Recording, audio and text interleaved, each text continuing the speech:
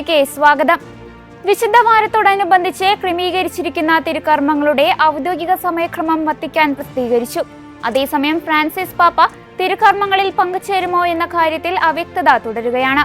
ശ്വാസകോശ സംബന്ധമായ അണുബാധയെ തുടർന്ന് 38 ദിവസം ആശുപത്രിയിൽ കഴിഞ്ഞതിന് ശേഷം മാർച്ച് 23-നാണ് പാപ്പയെ ഡിസ്ചാർജ് ചെയ്തത്. കുറഞ്ഞത് 2 മാസത്തേക്കെങ്കിലും പൂർണ്ണ വിശ്രമം നിർദ്ദേശിച്ചിരിക്കുന്ന സാഹചര്യത്തിൽ തിരുക്കർമ്മങ്ങളിൽ പാപ്പയുടെ നേരിട്ടുള്ള സാന്നിധ്യത്തിന് സാധ്യത കുറവാണെന്നാണ് സൂചന. ലഹരിക്കെതിരെയുള്ള യോഗത്തിൽ നിന്ന് KCBC മദ്യവിരുദ്ധ സമിതിയെ ഒഴിവാക്കി മുഖ്യമന്ത്രി. മാർച്ച് 30-ന് മുഖ്യമന്ത്രി വിളിച്ചിരിക്കുന്ന യോഗത്തെ പിന്തുണയ്ക്കുന്നെന്നും എന്നാൽ KCBC മദ്യവിരുദ്ധ സമിതിയെ യോഗത്തിൽ നിന്ന് ഒഴിവാക്കിയതെന്തിനാണെന്ന് ബന്ധപ്പെട്ടവർ വ്യക്തമാക്കണമെന്നും സമിതി സംസ്ഥാന സെക്രട്ടറി പ്രസാദ് കുരുവിള. 1/4 നൂറ്റാണ്ടിലധികമായി സംസ്ഥാനത്തെ മുഴുവൻ വിദ്യാഭ്യാസ സ്ഥാപനങ്ങളിലും വിവിധ കൂട്ടായ്മകളിലും ലഹരിക്കെതിരെ ബോധവൽക്കരണ, ചികിത്സ, പ്രതികരണ പരിപാടികൾ നടത്തിവരുന്ന പ്രസ്ഥാനങ്ങളുടെ നിർദ്ദേശങ്ങളും അഭിപ്രായങ്ങളും പരിഗണിക്കേണ്ടതില്ലെന്നത് സർക്കാർ നിലപാടാണോ എന്ന് വ്യക്തമാക്കണം. യുദ്ധകാലാടിസ്ഥാനത്തിലുള്ള നടപടികൾക്കുള്ള ആർജവമാണ് സർക്കാരിന് വേണ്ടതെന്നും അദ്ദേഹം ചൂണ്ടിക്കാട്ടി. വിശുദ്ധ ഡോൺ ബോസ്കോ സ്ഥാപിച്ച സലേഷ്യൻ സന്യാസ സമൂഹത്തിന്റെ 11ാമത് റെക്ടർ മേജറായി മാൾട്ടയിൽ നിന്നുള്ള ഫാദർ ഫാബിയോ അട്ടാഡ് തെരഞ്ഞെടുക്കപ്പെട്ടു. ഇറ്റലിയിൽ ടൂറിനടുത്ത് വോൾഡോക്കയിൽ നടന്ന ജനറൽ ചാപ്റ്ററിലായിരുന്നു തെരഞ്ഞെടുപ്പ്.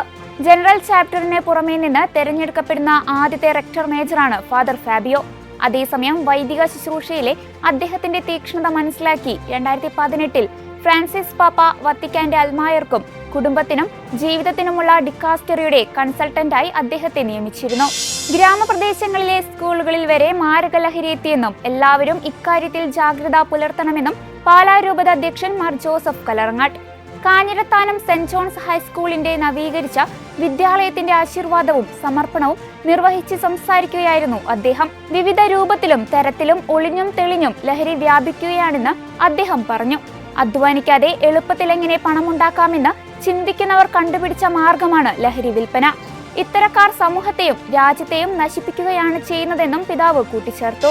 വിശുദ്ധ പദവിയിലേക്ക് ഉയർത്തപ്പെടാനിരിക്കുന്ന വാഴ്ത്തപ്പെട്ട കാർലോ അക്യൂട്ടിസിന്റെ തിരുശേഷിപ്പുകൾ അനധികൃതമായി ഓൺലൈനിൽ വിൽപ്പന നടത്തുന്നതിനെക്കുറിച്ച് അന്വേഷണം ആരംഭിച്ചു.